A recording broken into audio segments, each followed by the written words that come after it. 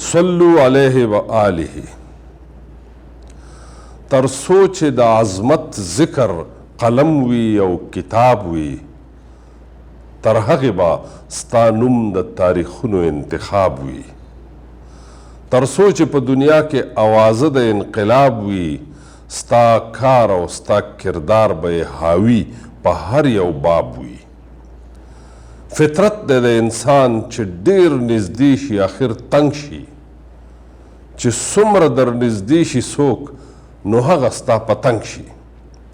چې ستا د خاکسارۍ په برترۍ کې سړی رنګ شي، ستا ذات ورته په بره بره خیجي، دنګ شي دنګ شي.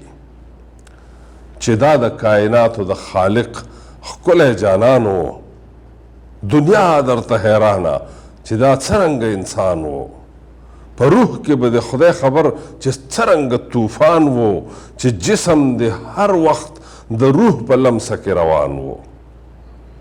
تر څو چې په نړۍ کې د رښتیا ویلو راج وي، تر څو چې په نړۍ کې د رښتیا ویلو راج وي، تر څو چې د منطق او فلسفې دلته رواج وي، تر څو چې بصیرت او بصارت د ژوند مزاج وي، ستا سر به وي د واړه عظمتونو به پرې تاج وي.